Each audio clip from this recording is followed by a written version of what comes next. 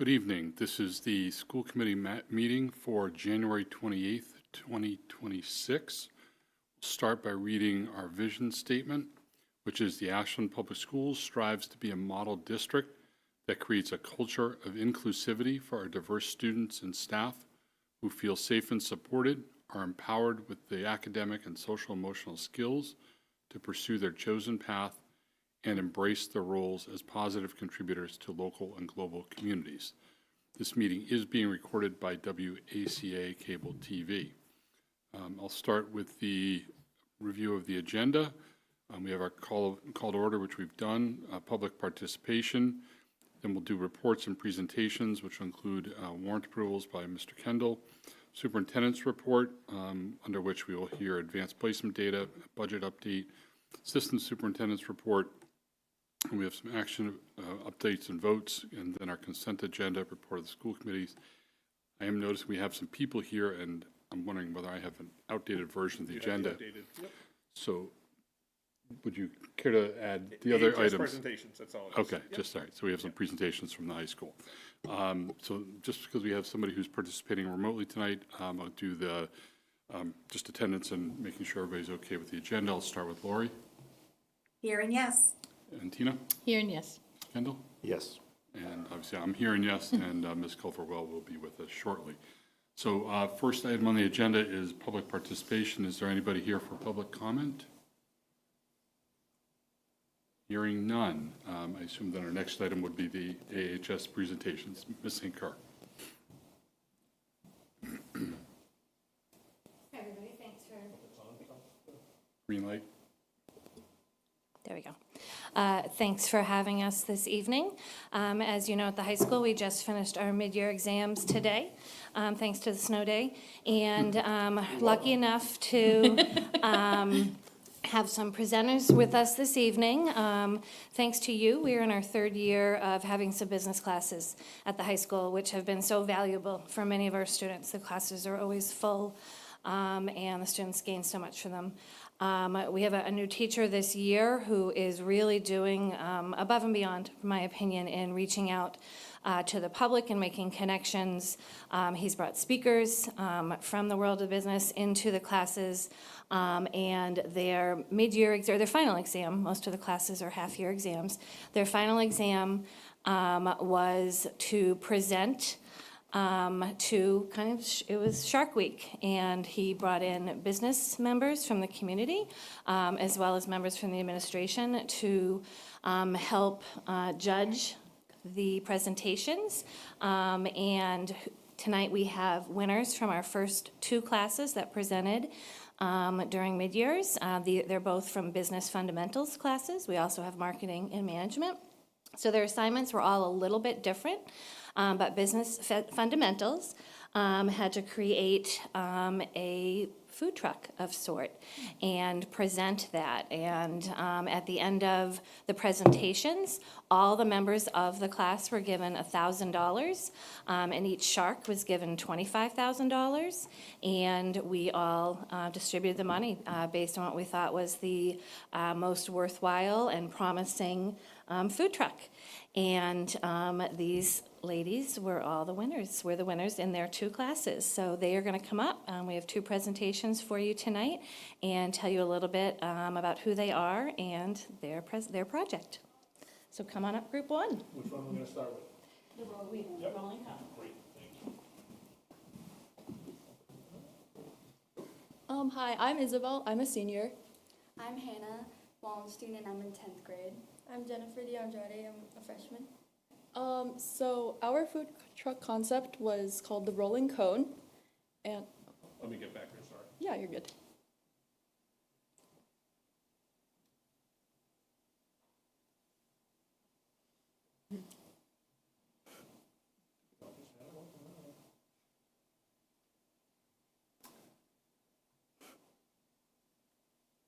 So we are the Rolling Cone.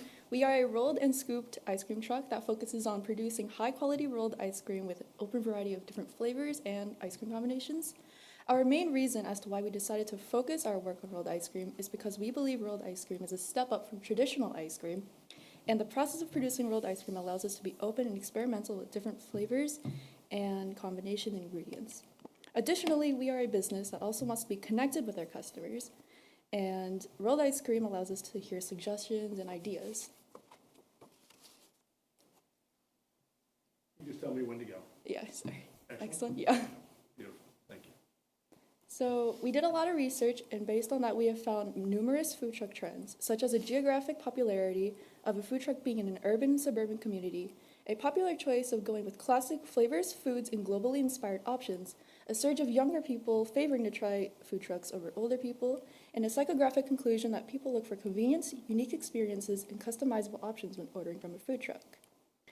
In general, it is essential to hold a business license, a hawker and peddler license, a health department license, a food handler's permit, a driver's license, an employer identification number, a commissary agreement, a mobile food permit, and a fire department permit. And all these are for the purpose of safety and to keep a food truck legal and running smoothly. Next slide. Thank you. In the early production of creating our food truck, we had numerous people take a survey on ice cream and food trucks in general. Based on these replies, we have found that people are willing to pay $5 to $6 on a small ice cream, will use social media to find food trucks in their area, are looking for efficient and welcoming staff, prefer to consume ice cream at night, and would still buy ice cream in colder seasons. Thanks to all the research and replies, we believe our food truck concept will have success because our business can attract a younger audience, such as families and small parties, and our menu is very flexible and open for suggestions. Additionally, we plan to run our food truck with efficiency, cleanliness, and quality to serve high-quality rolled ice cream and scooped. The Rolling Cone offers fresh rolled ice cream made on cold plates and traditional scooped ice cream made from simple, high-quality ingredients. Rolled ice cream is made in front of customers, creating a fun, interactive experience that sets us apart from regular ice cream shops. We have unique flavors such as mango kiwi, strawberry cheesecake, s'mores, and more. We also have seasonal and limited time flavors to keep the menu exciting. We provide a wide variety of toppings, including candy, sprinkles, cookies, and fresh fruit. And we have bases that are made with milk, sugar, heavy cream, and natural flavorings. There are consistent portion sizes and presentations to maintain brand standards. Our prices are set to be affordable while still covering ingredient and labor costs.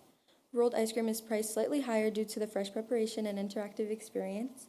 Scooped ice cream is $4 to $6 depending on size and toppings, and rolled ice cream is $7 to $10 depending on flavor and add-ons. Pricing reflects the quality of ingredients, the labor-intensive rolling process, and the unique customer experience. We ensure that customers receive a fresh and fun dessert made right in front of them. The next one. We will promote our business on Instagram, TikTok, and Twitter, post videos of rolled ice cream being made. We will also have a website which will include our menu prices, hours, and weekly locations. We will have a survey for new flavor ideas and customer feedback and help customers stay informed and engaged. We will also attend local festivals, carnivals, and community gatherings and hand out our business cards to increase awareness. Next. The Rolling Cone will mainly operate in the Boston Common, a busy area with tourists, families, and young adults. Our hours of operation are from 1 p.m. to 10 p.m., 7 days a week. We will be flexible to move location based on weather, customer flow, and special events. Licenses and permits that are required are business license, hawklers and peddlers license, health department permit, food handler's permit, mobile food permit, and employer identification number. Next one.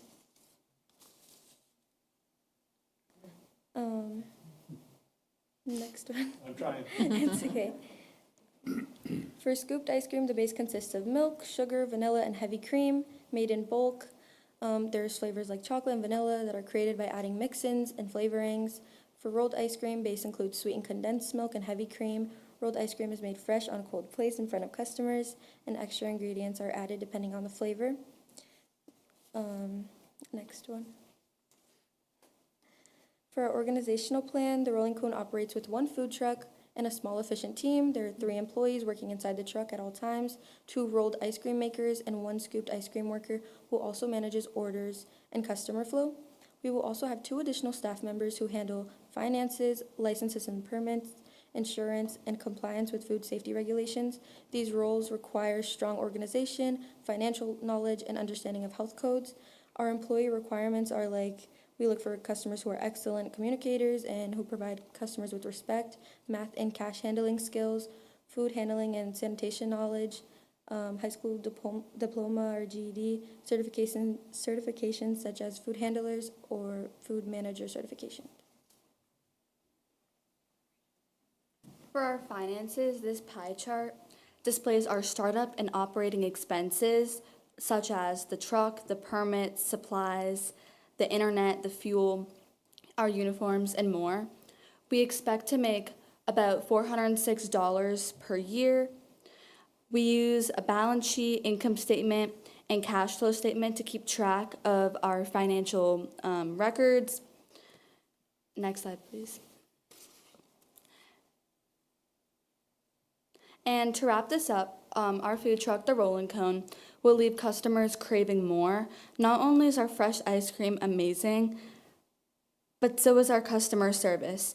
We value consistency in food and service, effective marketing and communication, establishing a community with our customers, and we develop a unique vibe and personality that makes us memorable to customers, because how often do you see rolled ice cream, but also a rolled ice cream truck?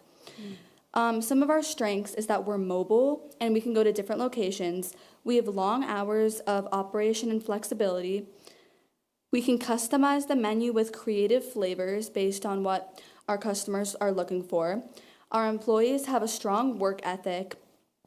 We also have workers handling the company's finances, and we will also use posters, a website, and social media to attract customers. Thank you for your time. Sharks, any question? Nice job. It was really good. So I do think one of the selling points would be samples for the judges. Variety samples. Great job, guys. Yeah, that was amazing. Was that fun? Did you have fun with that project? I was gonna say, they left without. I know, you walked out They without a wanted deal, nothing but- to do with us asking questions. That's all right. I'm at $406,000. We We got it, it's all good, yeah. Why don't you introduce yourself? I'm Roxana, and I'm a sophomore. I'm Ria Savanor, and I'm a sophomore as well. This is great. Waffle Wants is a dessert-focused food truck that serves freshly made waffles on a stick. Our Can you just concept, come a little closer to the microphone? sorry. Waffle Wants is a dessert-focused food truck that serves freshly made waffles on a stick. Our concept turns a traditional waffle into a portable, mess-free treat that can be fully customized by the customer. Customers choose their waffle base and then add toppings such as chocolate drizzles, fruits, cookies, and sprinkles. The goal is to provide a fun, fast, and convenient dessert that appeals to all ages. We are both actively involved in managing operations, marketing, and financial decisions. To support us, we will have an on-site supervisor responsible for overseeing employees and ensuring smooth daily operations. We also plan to work with a financial advisor to help with budgeting, forecasting, and financial compliance. In addition, we will rely on a small advisory board made up of business mentor and an experienced food server advisor to guide our long-term growth. Our geographic target market is New England with a primary focus on Massachusetts. Economically, we target middle-class and lower-middle-class consumers who are willing to spend a small amount on specialty desserts. Demographically, our main customers include teens, families, and young adults. Psychographically, our customers are people who enjoy desserts, value convenience, and are influenced by trends and social media. In terms of legal requirements, Waffle Wants will follow all food truck regulations, including obtaining a mobile food vendor permit, health department certification, and food safety training for all staff. All ingredients will come from approved sources, and a supervisor will be present at all times to ensure compliance. The food truck industry has grown significantly in recent years due to its convenience, affordability, and strong social media presence. Dessert food trucks are especially successful because they perform well at events and attract younger customers. Waffle Wands will succeed in this industry because our product is unique, visually appealing, and easy to eat on the go. Our low ingredient costs and high customization options allow us to maintain strong profit margins while standing out from its competitors. Our marketing plan focuses on affordability, visibility, and brand recognition. Waffle Wands will price products between $7 and $10, which allows us to stay competitive while maintaining profit margins. We will rely heavily on social media marketing and community-based promotion to attract customers and build a loyal following. Our menu includes a variety of waffle options. Customers can choose from items such as the classic sugar wand for $7, the chocolate drizzle wand for $8, the strawberry shortcake wand for $9, and the Oreo crunch wand for $9.50. Add-ons such as sauces and toppings range from 50 cents to $1. This pricing strategy encourages customization while increasing the average purchase amount. Our promotions focus on social media, advertising, and sales incentives. We will post regular content on Instagram and TikTok, including waffle-making videos and customer reactions. We will also use paid social media ads and distribute flyers at local events. Our sales promotions include a loyalty punch card where customers receive their 6th waffle free, free topping days during special events, and student discount deals to attract younger customers. Waffle wands will operate in high-traffic areas to maximize visibility and sales. During weekdays, we will be located in downtown plazas. On weekends, we will attend fairs, festivals, school sport events, and farmers markets. These locations allow us to reach large crowds that are already looking for quick food options. Our direct competitors include other dessert food trucks and waffle trucks. Our indirect competitors include frozen waffle brands and dessert chains. What differentiates Waffle Wands is our waffle on a stick format, which is portable, mess-free, and fully customizable. Our product is faster to serve, more interactive, and more visually appealing than traditional waffles. Our market research surveys showed strong interest in portable desserts and customizable food options. Many respondents said social media plays a large role in influencing their food purchases. The surveys also showed high demand for desserts at events, which confirms that our food truck concept fits well with our target market. Our financial plan includes an estimated startup cost of approximately $40,000. This funding will be used for the food truck, equipment, permits, initial inventory, and marketing. We project monthly revenue of around $20,000, which covers operating expenses and allows us to become profitable within 3 to 4 months. Waffle Wands is organized as a limited liability company, or LLC. This structure was selected because it protects the owners from personal liability while keeping management simple. The organizational structure includes the owners at the top, followed by the on-site supervisors, and then the staff members. Our operational plan focuses on speed, quality, and consistency. Batter and toppings are prepared fresh daily in a licensed commercial kitchen. Waffles are cooked to order on the truck. We operate with 2 to 3 staff members per shift to ensure fast service. Hours of operation are from 3 to 7 p.m. on weekdays and 12 to 6 p.m. on weekends and event days. We do not offer individual delivery, but we do provide catering services for pre-ordered events. Investors should choose Waffle Wands because it offers a unique dessert concept with a strong demand, high profit margins, and clear growth potential. The business has low operational risk, scalable opportunities, and a strong marketing strategy. With the right investment, Waffle Wands can grow quickly and become a recognizable brand in the dessert food truck industry. Thank you. Thanks. Good job. Any questions? I don't have, let us know when you guys for get dinner, set right? up, because we'll come visit. They both sound like, I'm so impressed by both of your presentations. The level of detail that you guys went into, the thought that went into it all is just incredibly impressive, especially to hear from high school students. And I'm really curious, I'd love to hear from both of your teams, like, what was the process like? How did you come up with this idea? What did this look like to create these incredible business plans?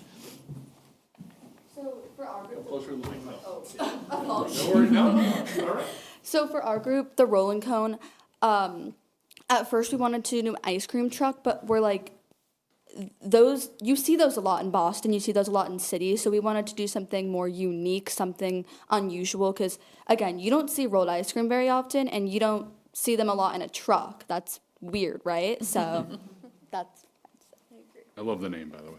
I thought it's great.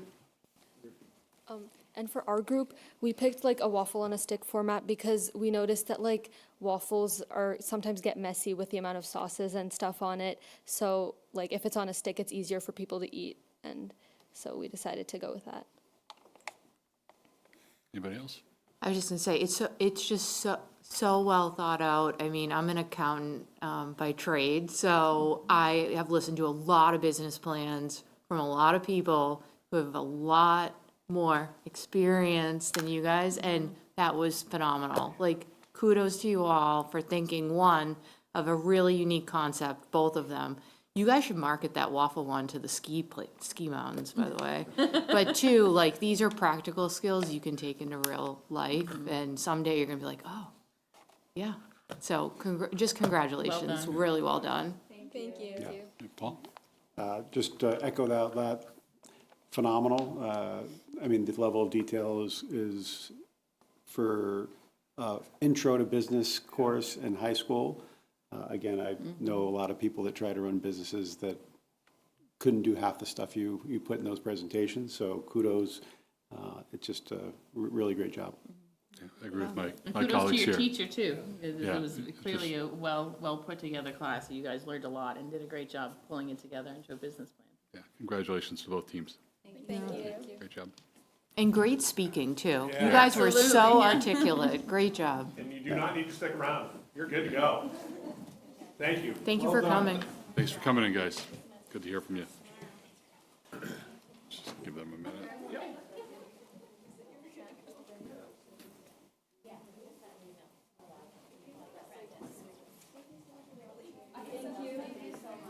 Good night, everybody.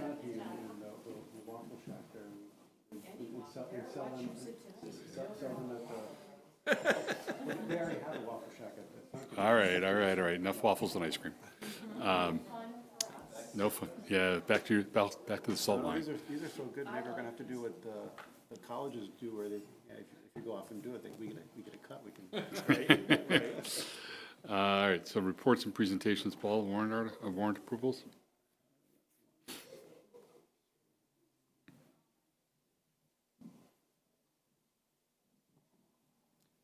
Between January 15th, 2026 and January 28th, 2026, I, Paul Kendall, authorized by my signature, payable in the amount of $646,793.15. This includes general fund expenses of $556,441.76, revolving expenses of $88,952.92, and grant fund expenses of $1,275, and meals tax expenses of $123.47. Thank you, Paul. Jim, superintendent's report, AP data, and a budget update. So, excuse me, turn that back on. This is a follow-up to conversations we've had, started in the summer. Typically, when Kelly provides us the advanced placement results each year, and as part of Mike's data presentation from the last meeting, I wanted to present this information that you've got in the summertime, typically get it in the summertime, but with a little more analysis. I know Mark has asked me a number of questions previously. Hey, can you compare us to surrounding districts and/or I've always said, looking at how our students perform on the exam, having educators from Ashland do the teaching versus students who are doing it virtually through a virtual high school class or another form of education to take the AP exam. So, because there's a stark difference, right? And so I don't want to get too deeply into this. I shared it with you. I'm going to just go through a few slides, and then I'm going to share part of my memo, because I think that's really where you'll find most of the information is helpful. But what I want to focus on is, and this is my first time, I'm going to say this is my first time ever using this notebook LM. So I took the data, my memo that I wrote, and put it into this, and it tries to create slide deck for you. Some of it's good, some of it's not, but so I had to do a little triage with it myself today, making sure that what I wanted to present, it really shows where our students are and how we're performing. But there were 7, including Ashland, there were 7 towns that that included in the comparison. But if you look at the sheer numbers, Ashland ranks second compared to Hopkinton in overall pass rate. And I'm going to focus on that number, right? A pass rate for an AP exam is 3 to 5. So typically, someone who's passing an AP exam, as you know, will get college credit. I use the example of Sam, my son, who got 2, he took AP US History, passed the exam. He actually got 2 classes at Keene State in history that he doesn't have to take now. So there's a benefit from a financial standpoint, too, for our students when they go to college, which is outstanding. But that being said, of the school districts that I present, Ashland ranks right there. There is an instructional gap that I mentioned in here between the students who take classes, AP classes with our teachers, compared to students who are taking classes not instructed by Ashland teachers. 98% pass rate, that would actually put us number 1, right? Over Hopkinton overall, if we took that only into account. And then there is an equity gap, right? When we look at what number of students are taking AP classes and or the AP exam, our low-income students, our high-needs students, our Hispanic Latino students, percentage-wise of the school population is very disproportionate to the number of students taking those exams.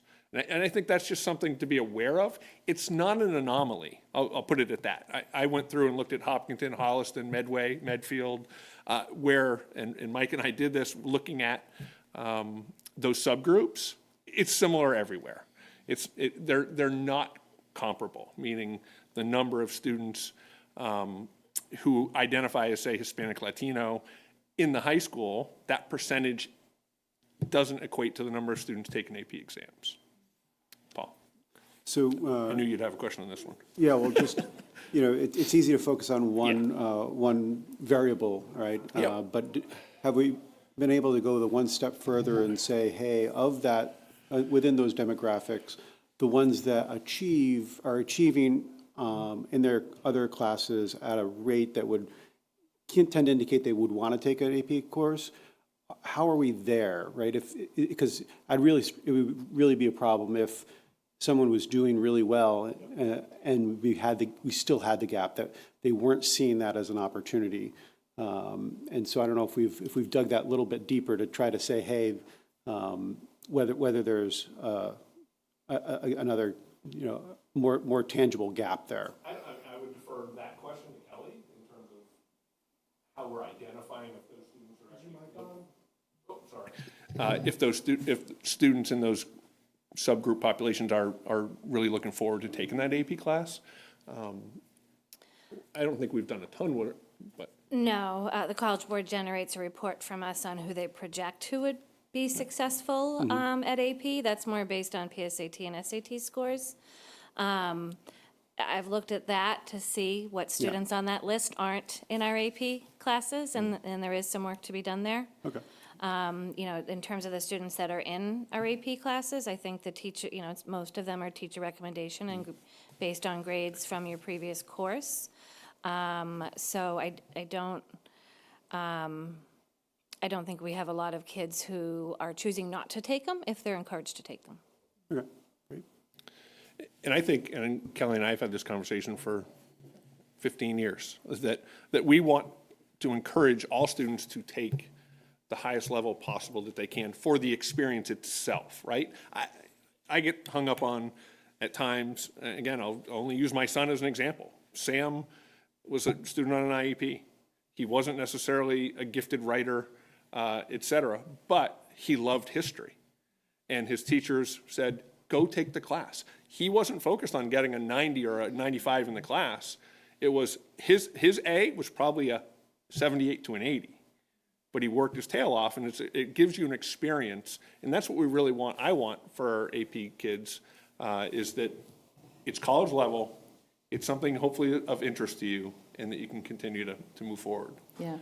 And one follow-up in terms of what you were just saying, Kelly, that the College Board shares information based on like PSAT and SAT scores of students who may find success in an AP class, and that there's work to do there. But in comparison to students who may have been encouraged or recommended to take AP, there's not that much of a difference in terms of how many kids are. So I think it is important to look at it to say if there are kids who maybe are flagged as would likely find success in AP, are they being encouraged to take those classes, right? Like, what does that look like, and what does that follow-up look like? Yeah, I think I that's, agree. We yeah, can it's an look into important that. thing to pay attention. Yeah. Just wanted to kind of flag that little Yeah. difference in what you were talking about, yeah. Yeah, and I think there's different philosophies in terms of, whether, there are districts that say we want everyone to take one. Right.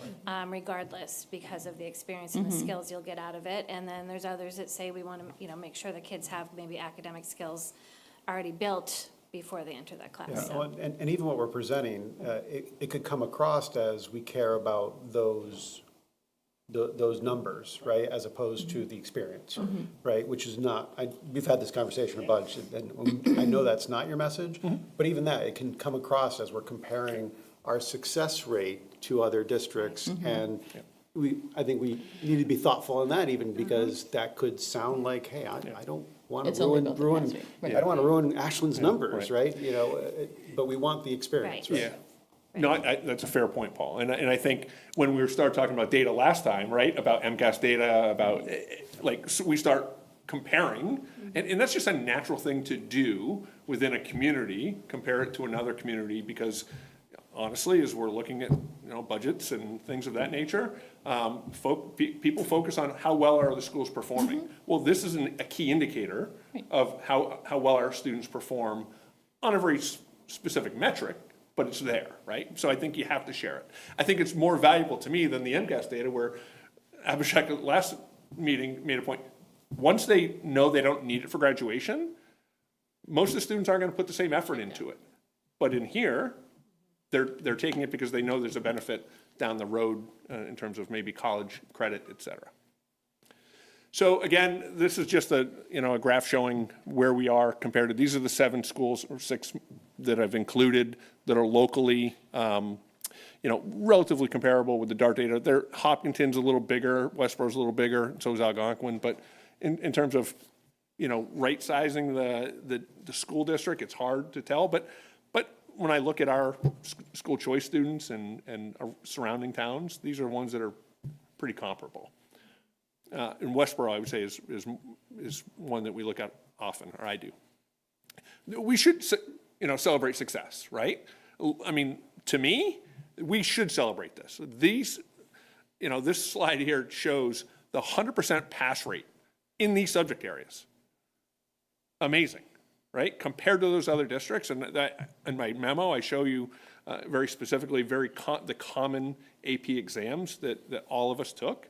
But this right here just shows to me, across the board, English, history, science, math, world language, psychology, our students are performing in all of these areas. I wanted to ask you just to maybe. Go ahead, Mark. Yes. Provide a little narrative on one of the data points. You did provide us this Yep. data, but I don't know if you have it in the slide deck or not, around sort of the percentage of kids, and it goes back to sort of how the participation rate in the AP process among this set of other districts. And, for example, do we have 60% of our kids taking at least one AP exam, and everybody else is at 90, or vice versa? Or sort of how do we stack up in terms of? I'll share that in the next. You have it, Yeah, okay. in the memo, I share Okay. enrollment plus the number of students who actually took an exam. I didn't extrapolate the percentage-wise, but I think ours is right around 25% of the students took an AP exam last year. And similarly, I think Holliston was the same. So again, this is a point I was trying to make even at the last meeting when we're talking about our students who come to us, say as a sophomore and have to take the MCAS, or our students who come to us as EL students, and we don't know what they have received in terms of their education before we do any testing, whether it's the access, et cetera. But students who are taught by our faculty and staff outperform, significantly other districts. And I want to be clear, and I wrote this to staff, it's not just about the teachers who are teaching AP. I used the example of Spanish AP. The teachers who are preparing the students to get ready for that AP class have just as much invested and at stake in terms of preparing the students to be ready for that AP class. I think that's critically important to understand that. You build the skills, the foundation, before you get to the AP class. And AP has got they're rigid in terms of the curricula that you have to use for subject area. There's certain, I live it every day in my house with 2 different AP classes being taught, And it's a challenge, right? But you have to follow along a very prescribed process. But it's amazing. To me, this is where I don't think the slide really does a great way of explaining where our target areas need to be in terms of engagement. Our Hispanic Latino, it's a minus 14%. What does that really mean? It means the population, I'll do this because it's easier to explain it with the memo.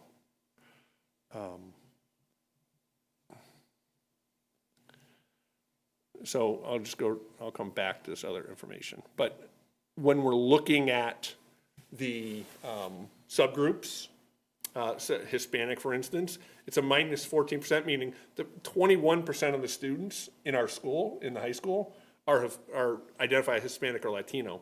Only 6% of all exams taken were Hispanic or Latino, right? So there's a disproportionate number.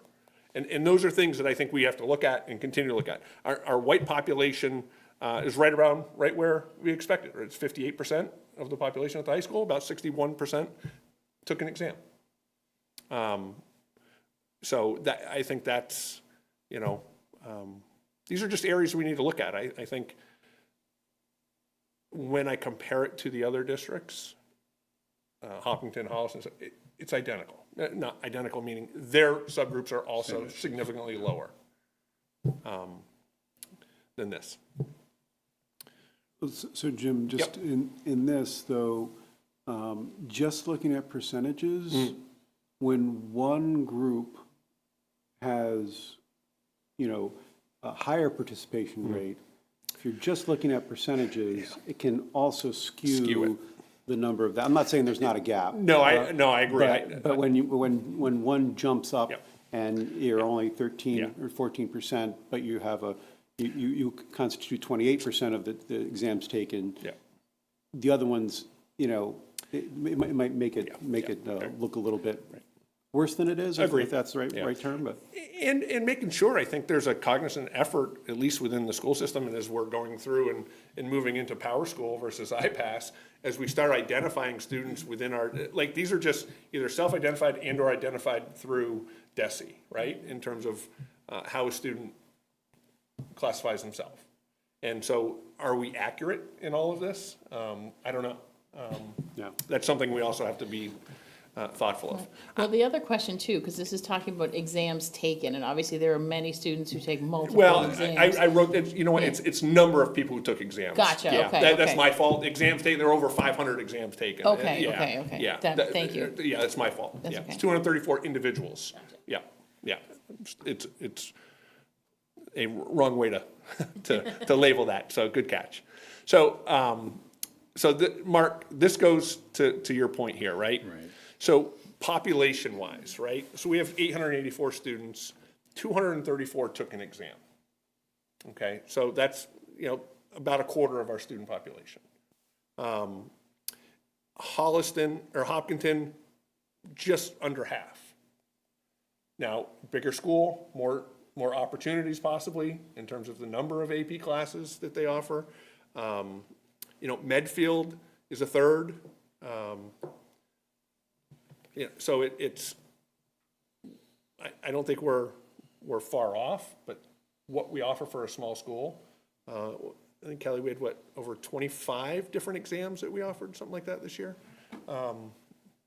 So not all taught by Ashland faculty and staff, but 25 different exams were provided. Well, and just like when we talk about the accountability data from last time, and hey, if we see something from another district, going and seeing whether it's we're doing something better or they might be doing something better. I also look at like the Medfield data, in that they may not have had as high of success rate, right, but are they achieving what we've talked about before? Is you're getting more students taking it as a reach and saying, I want to try this, and are they doing something to encourage that? I mean, maybe it's not. I don't know. Yeah, those are fair but I questions. also look at that as, hey, let's celebrate the successes, but also look at it as an opportunity to say, oh, those are numbers you know, would we be happy if our success rate was a little bit lower, but our participation was higher, right? And so that, I see that as an opportunity to maybe have a conversation. We've had that conversation. And I was going to ask, and mostly to Kelly, but if anybody wants to take it, is this an active discussion within the high school among faculty and staff so that, you know, you're having that conversation? I'm not going to ask you to say where it's going, but having that conversation to get some alignment, right? Because as you mentioned before, some people have different attitudes, right? Some people might push for one reason or another, or not for different reasons. I definitely think it's a conversation we've had, you know, with the department liaisons and thinking about, you know, the idea of challenging kids and giving them more opportunities. Yeah, we have had that conversation.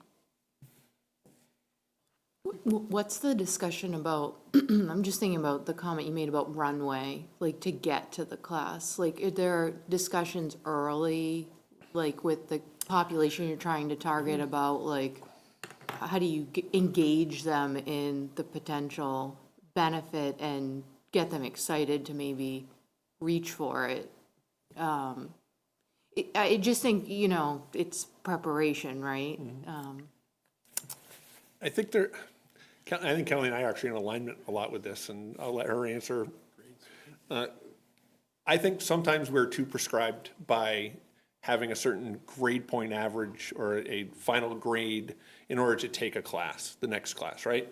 So there are some students who might, in an honors class, for instance, might have an 89 average, and 90 is the line that you have to have a passing, you know, in order to take the AP class. How, you know, obviously parents have the ability and students have the ability to override those conversations. But really, to me, is that 1 point really, you know, a difference? And it could have been one test grade, right? That pulled that grade down. Do we set a bar and have to stick to it? There are some teachers I know for a fact that would say they didn't meet the requirement, therefore they don't get to take it. I have issues with that, personally. My son wouldn't have taken an AP class if he didn't have a teacher say, you love history, you're gonna have to work your tail off. You may not get A's, but your parents don't care about that. They care about the experience of taking the class. You know, that, Yeah, and I would think different subject areas kind of probably handle it differently. I think about the World Language Department. I know they're talking about what it might mean to earn the seal of biliteracy down the road in 4 years to freshmen and what that pathway might look like. You know, think about our computer science classes, which, you know, for some kids are career paths, and they're having conversations about, you know, what do you need to do to get to that class, and that everyone is capable of being that class. You know, unified arts. We have that conversation around art all the time in terms of what do you need to, you know, how, if you want to be at AP Art as a senior, or I'm watching you, what you're doing as a freshman, so I think you can get there in 4 years, 3 years. Let's plan out what you need to do. Yeah. Sorry, did you have more? No, go ahead. I was going to add two things to that. So I've had an experience where I've had one of my son's teachers had a conversation with him, and she literally said this. She said, you have a honors mind and a CP work ethic. And that resonated with him. And you know what? He took honors. He took honors and stuff after that, because she's like, you know what you've shown me is that you're capable of more. And she pushed him to take these courses and to start pushing himself better. And it resonated with him. So I think it takes some effort and a relationship to be able to have that kind of conversation with him. But I think that speaks to what you're talking about, is that, so what, if you weren't at that, you know, what should we be talking about? And, you know, I also think in the encouragement is helping to understand what these AP means. It's not just financial, it's not just those college things. I'm experiencing it now. If you want to explore internationally, they really focus on these normalized things because they don't have the capacity to know Ashland's rigor and do all that work. So if you are looking for these things, that's what they really value. They want to see AP. They want to see these things because that's a normalized thing that helps them evaluate the students that they're admitting to these international schools. So that's another thing that, you know, it came as a surprise to us. My students were like, hey, I'm going to, you know, be playing more with which honors I'm taking as opposed to AP. And then, oh, I need AP, so I'm going to take some APs now. They weren't really focused on it because they didn't necessarily see the value just in general of it, so. Martha, were you going to say something before? Or become an IB school. Well, I'll just say it takes quite a bit of effort to try and integrate more people into the AP system because there are students who do want to take AP and there aren't enough spots available to them. I know kids who've been not allowed to take psychology or history and things like that just simply because there weren't enough slots in the program for them. And I feel like there would need to be a kind of restructuring in the entire way that we do education at the high school in order to kind of fit in more AP classes. But that has been done, and we have 3 new AP classes this year. We have AP Physics, which was online last year, AP Computer Science A, which was online last year, and one more. I was thinking about it before, but it slipped my mind. But yeah. And it is a good thing to try and French. There we go. I'm taking that class, so I don't know why. Yeah. So it does take a kind of restructuring to it, but it has been done, and I think it's good to work towards it further. I would agree, and it's not a segue we're going to move into right now, but the conversation with our budget, right? And when we're in a small district and we offer, and I am proud of what we offer for a small district in terms of the AP classes. But the singletons, and you know, Ms. St. Clair would attest to this, singletons are really hard to schedule if students are taking more than one AP class, and it's just, there's one section of French AP, there's one section of physics AP. Those are challenging, right, to schedule and get everything in. You have choices then you make as parents, and a lot of times in the summer when kids and parents come in and have conversations with Ms. St. Clair or the counseling staff, and they're like, well, I want all of them. Well, we just can't do that. It doesn't work that way. It's a challenge.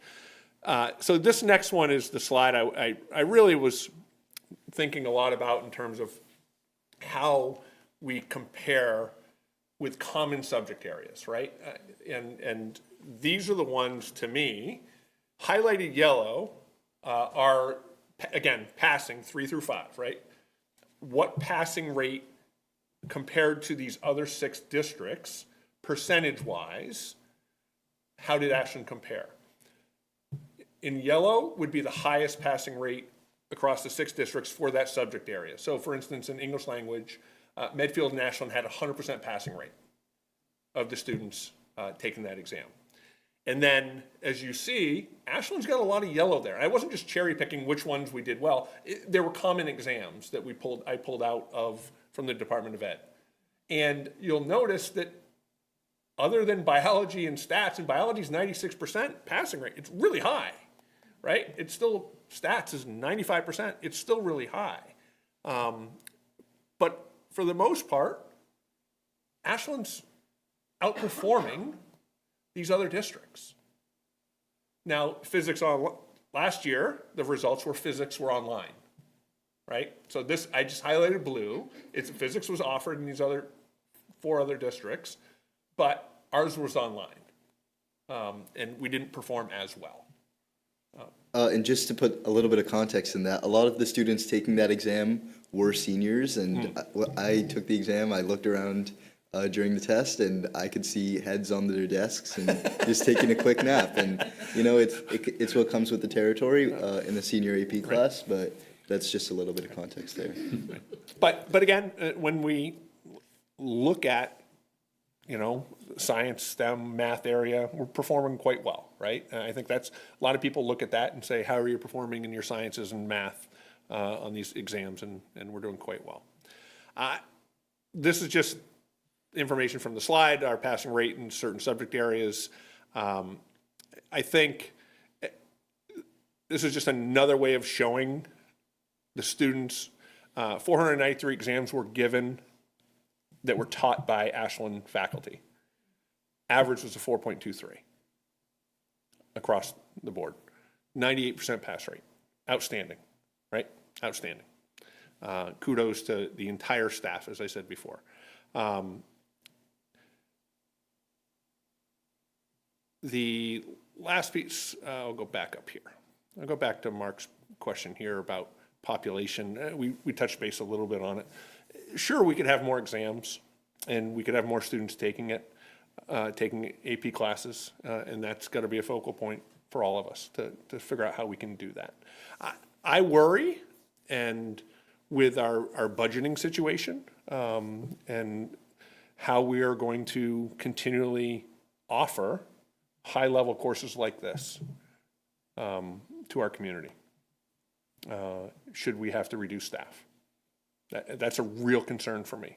And when I look at this information and I see how well we're performing, and to think that we're going to potentially lose positions that would impact the ability to take these high-level courses, it really bothers me. Yeah, it's a lost opportunity for our kids. 100%. Yeah. And to follow on to Abhishek's point, do we have a sense of the interest proportional to our capacity? He mentioned that there was several of his friends that, or people he knew that tried to get into these sections and couldn't. Yep. So as we look at budgeting and potentially asking the community to support stuff, it's not always just about maintaining, but what are we getting, and are we able to more meet the needs if there are those gaps? Cal, you can answer part of that. I know that previously, I don't know how many students don't get the AP classes that they want. Well, I think Abhishek used the example of psychology, which Right. is something we would consider more of an elective. I think we do unfortunately have to prioritize required classes. We have, I don't think, I don't have any recollection recently of saying a student couldn't get into A-Push. We increased sections of that this year to meet the need. We do say if our classes are full, we don't want them to have 35 students in them, and we have students that weren't originally recommended for them using the process we have, that we do turn kids away for that reason. But we certainly use, it's tough because we're very fluid in terms, but we have to make decisions on what the schedule's gonna look like, and once we get to a certain point, we can't just have, everyone deciding to move around different classes. But, so, in the next month or so, we will know what people are interested in for next year and make some decisions on what's gonna run. Yeah, Kelly, I mean, the challenge becomes, right, so maybe you have 30 students who want a specific AP class, and 25 of them fit in a perfect, like in the schedule, it's a nice puzzle, fits right in for those 25. And you've got these 5 other students, us running, and maybe a teacher, it can fit in a schedule and only 5 students can get in that class. It doesn't make economic sense for us to be running an AP class with 5 students, right? And that, but then there are times where we know we have, during the scheduling process, they may have 28 kids, 30 kids sign up for an AP class with the anticipation, quite often, some of the students won't do the summer work and all of a sudden now the teachers will say, no, let's just have one section of it because and everyone, Spanish, well, right, I was gonna say, yeah, so Spanish is a good example. That's what I was going to, I just wasn't labeling it for everybody, but now it becomes 30 students. And it's a challenge for the teacher now, right? So it's just, there's no perfect method to the building of the schedule for all the classes. But it sounds like there's not necessarily a large It's not capacity issue. It's yeah, probably that's right. equally as much a scheduling That's right. issue. It's right, exactly. And fitting in requirements. So, yeah. So that's really, again, it was just more of the follow-up because Mark had Yeah, asked me I a number appreciate that. for numerous years to provide this, and we get the data in the summer.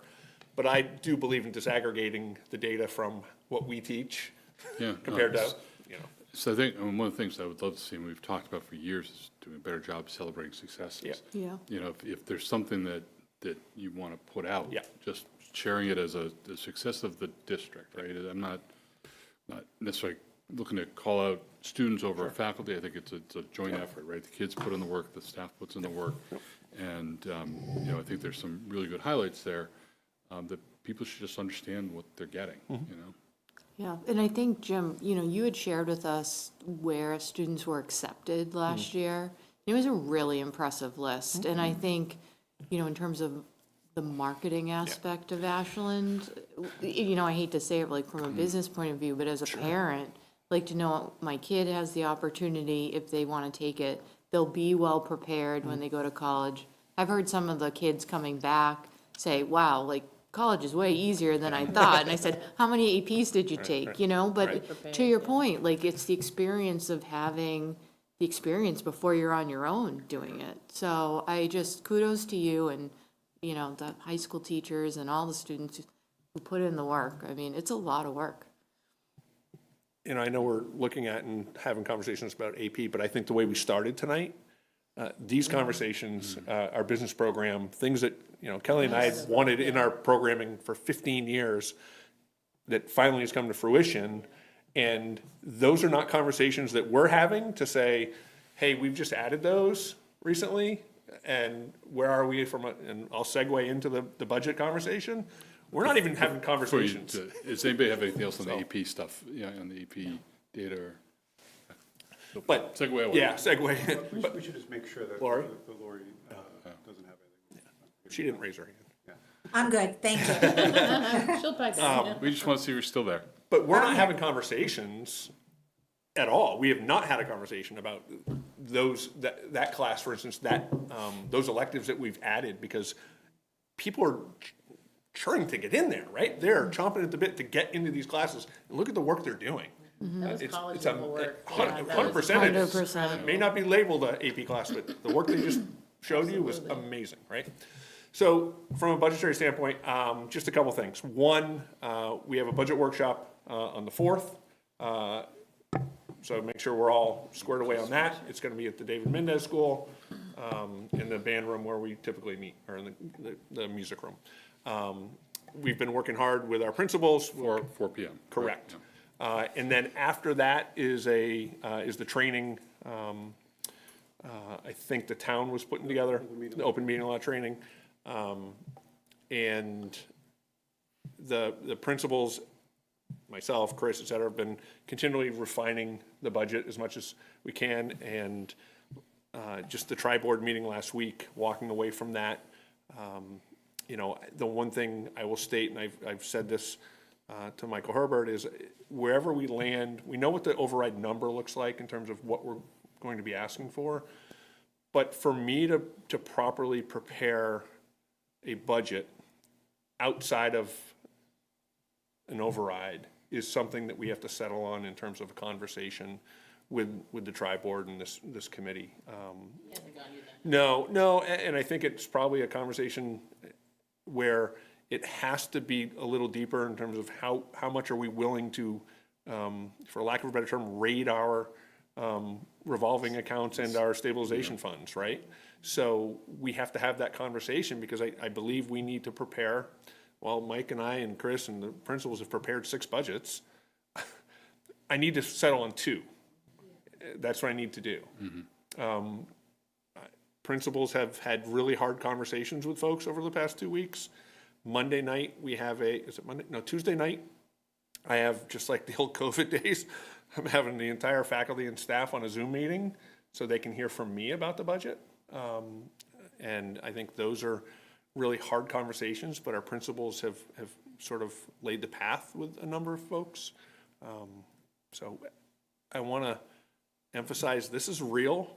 I think there's still this sense within our community and our teaching community especially that they think the budget is just going to be fixed. Like, we have had this miraculous power and I've just done it, as opposed to this is real.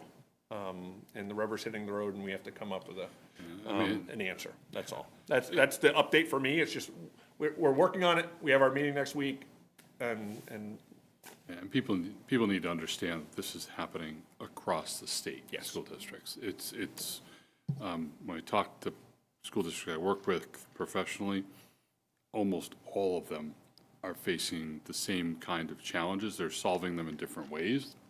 We're trying to. But the amount of towns that are contemplating overrides right now, I can't remember any other time, and I think they're all just the same place we are, which is there's no other choice. Or you're going to have a significant change in what your government's going to be able to provide for you. So it's not just schools, but other departments as well. Any questions for Jim, just on where we are in the budget? Good night, Kelly. Thanks. No? Okay. So we're ready to go to Mike for your assistant superintendent's report. Certainly. This will not take an hour and 55 minutes, I promise. So we had our professional development day recently, a lot of building-based work that was done, but we did get together as an entire school community in order for our nursing staff to provide information regarding unlicensed assistive personnel training, which is essentially the processes and protocols for when students are on field trips and a teacher that is in charge of watching over our kids may have an opportunity where they have to provide a student with some sort of medication. So all of our teachers needed to be trained in those processes by our licensed nurses. So thank you to Karen Conciso, who did a wonderful presentation for everybody, and everybody feels a lot more comfortable now knowing what the proper protocols are. And they made it a point to say, if there are any questions, what you need to do is you need to contact the nurse. So that was the, going away with that, but I think everybody is very comfortable now to know how to keep children safe. We also talked about some MTSS strategies and utilizing our Open Architects tool in our dashboard with a new dashboard that was provided to us by OA, which allows us to track interventions and intervention strategies in a more efficient way. And all of our staff, while some I think were probably not excited about the presentation itself because it was a little bland, but it was incredible information to know that we have a tool at our disposal now that allows us to put students in intervention groups that can be communicated not only across grade levels, but also across teams to ensure that everybody is aware of any specific interventions that are happening. So if a teacher is doing a specific intervention in social studies that's helping a student succeed, a teacher that's teaching English can take a look at that and say, oh, this is working for this child, and that's also going to go to the next grade level. So it's going to help us with our MTSS work. It's going to also allow us to progress monitor in a better way. So it was wonderful to see how we can now create different groupings for kids and track their progress over time in a really efficient manner. Other things that happened at the middle school right now, our science folks are piloting a number of different science curricula. We are currently using Amplify. Our teachers are not completely satisfied with that product, so we're looking at 3 different programs right now. We're looking at MOSA-MAC, SAVIS, and Open SciEd, and during the professional development day, we had a training from Open SciEd to get us prepared to do an end-of-year pilot with or I should say a mid-year pilot for our 6 through 8 teachers to take a look at that program to see if it's something that we want to eventually move to. We had a curriculum leadership team meeting this afternoon, and ultimately the decision will need to be made by April if we are going to move in a different direction using either SAVIS, MOSA-MAC, Open SciEd, or to continue to utilize Amplify at the middle school. In that light, I think we have talked at length about our need to eventually move to a different literacy program in K-5. We are in the early exploration stages of that at this point.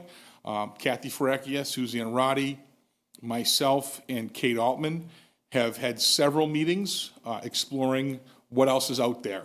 I think we have at this point met with over 7 different programs to see what could potentially be the best fit for Ashland should we determine that we are going to move in a different direction. Again, I want to make sure to our faculty that may be listening, no decisions have been made about moving in a different direction, but it's important for us to go through this exploratory phase to see if there are other programs out there that we think would be a better fit for Ashland, with the ultimate knowledge that we will take a look at more than one to determine what we think would be the best fit here if we do decide to make a change, which will not happen for a couple of years because we want to make sure that we have ample time to pilot and to look at these different programs. There's also a lot of work being done on the state level Of too. course. and- Yeah, and of I'm course. With all of the changes happening in literacy, I kind of foresee, and I don't want to say fear, because I don't think it's a bad thing, but regulations coming down in terms of what we have to use. And I would Yeah. hate to see us in a position where we invest in something and then 2 years later, we're out of compliance. So And- like and- being mindful of that. And what I hope Yeah. you are aware of is that we are aware of that. 100%, yeah. And- It's just, that's a Right. fear in the back of my mind. I mean, knowing, kind of the changes that have happened, over the past several years. And Kathy, Suzanne, and Kate are all a part of different literacy teams at the state level, so they're attending meetings regularly to ensure that they continue to be up to date. Obviously, one of the major tools that we're utilizing during this process is Curate. If it's not rated on Curate, we're probably not even looking at it. But what's interesting is there are several programs that are being incorporated across the state and used across the state that are being highly rated by our colleagues that aren't on Curate. So we're wondering how those things are going to end up. So we're keeping our eye on what the state is ultimately going to say we can or cannot use.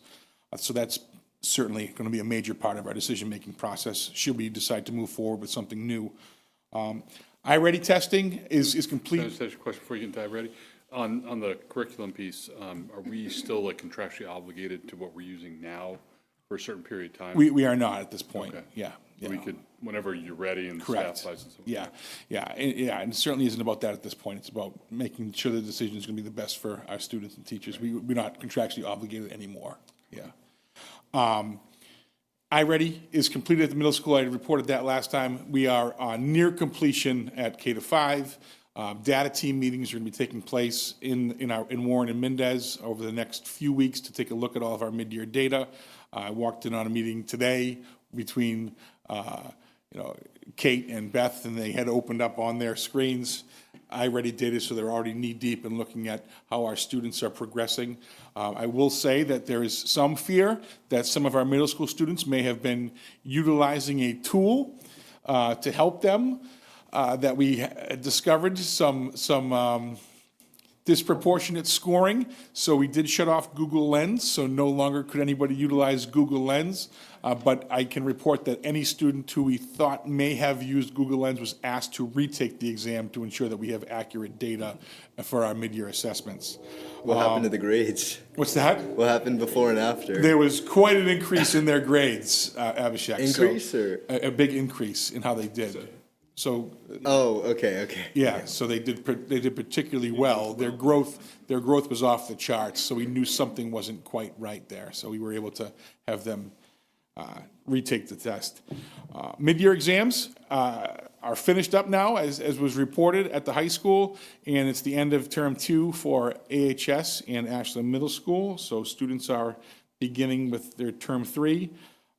And during our year 1 teacher course, Christy Arnold came to visit us to make sure that our ELs are the front of mind for all of our new staff members. It's a great sort of refresh and reset halfway point through the year to ensure that people continue to understand that is a main priority for us. And she presented wonderful tools for our first year teachers to use and remind them of all these great tools that are available. And finally, for our evaluations, all of our non-PTS staff will receive their formative assessment report by Friday. So folks will have an idea of any improvement or any areas of need that they need to do, and have really quality conversations with our administrators and our evaluators about moving forward in their work. About how many of our staff are in that non-PTS category? The percentage, Mark, geez, off the top of my head, Or I'm not raw sure. numbers, either way. I would say I've got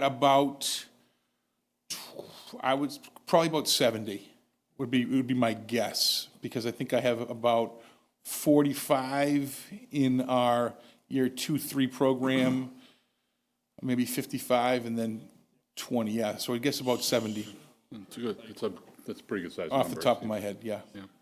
give or take, 5. Yeah. Yeah, it's understood. Any questions for Mike? Okay. So we have, at least on the draft agenda that I've got, it says action item, discussion, updates, votes. There's nothing there. So we'll skip over number 4 to the consent agenda. Do I have a motion to approve the consent agenda? So moved. Do I have a second? Second. Thank you, Paul. With Lori being virtual, why don't we just do a roll call vote? We got a motion and a second.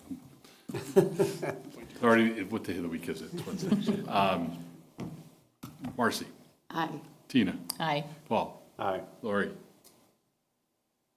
You're muted, but I got your aye, an aye for me. That's passed unanimous. Reports of school committee members. Oh, yes, Lori, your virtual one. You want to go first on this? Yeah, I don't have anything new right now. Okay, thank you, Lori. Marcy, anything? Yes, I attended the middle school site council, so we did get a briefing on the Google Lens. But Erin also commented that the indicator is strong growth in ELA right now, so that was great. And also I heard, and she told us like the 1 day of testing for the exam across all the classes helped the students focus, which my students would echo, so thank you for that. We talked about Keep Tech. There were over 50 applicants, 17 spots are going to be open to Ashland, so there's a lot of anxiety amongst the applicant pool there. They said that they are working on placements and suggestions for the 8th grade class moving up to the high school, and that the feedback from the high school has been really good on the suggestions of where people are placed. They're getting favorable, feedback to that, so that was great to hear. And they're in the process of reviewing grading practices and what does a grade mean and how do they, talk about that with parents and with kids and, triangulate like all that discussion. So that was good. And then we talked about the budget a little bit too.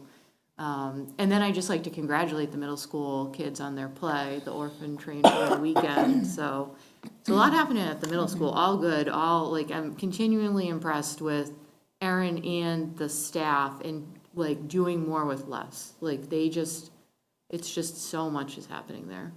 So Thanks. I'm drinking the Kool-Aid. I apologize. I should start with you, Abhishek. No problem. So as Mr. Kyra said, midterms are officially over at the high school, and we finished today, thanks to the generous delay and day off. Keep those coming. I think we all would appreciate The them. seniors seem to really be. Don't get your hopes up, Abhishek. But other than that, seniors have been grinding away. It's senior week senior night for most athletics. Wrestling just happened. Basketball is on Friday, and those are the ones I know of. Additionally, seniors are starting to get their college decisions back, and I'll keep you guys posted once there are a large amount, so that we can see how our seniors are doing. Other than that, that's pretty much it for me. Oh, actually, there is a French trip happening next weekend. We're gonna be there when the Super Bowl is happening, so I'm kind of bummed out about that. But it's been Madame Reyes has been doing an incredible job with that, and she just returned from a car accident, so she's been getting back into it, and just like to commend her for. Is this the trip to Quebec City? Yeah, trip to Quebec, and we're doing it with Maynard High School as well. Okay, great, thank you. Tina? I don't have any updates. Okay, Paul? Nothing for me. Okay, and nor do I. So at that point, we'll see if there is a motion to adjourn. So moved. Second. All right, Lori? Aye. Marcy? Aye. Tina? Aye. Paul? Aye. And aye for me. We are adjourned. Good night, everybody. Good night, everybody. Good night, Lori.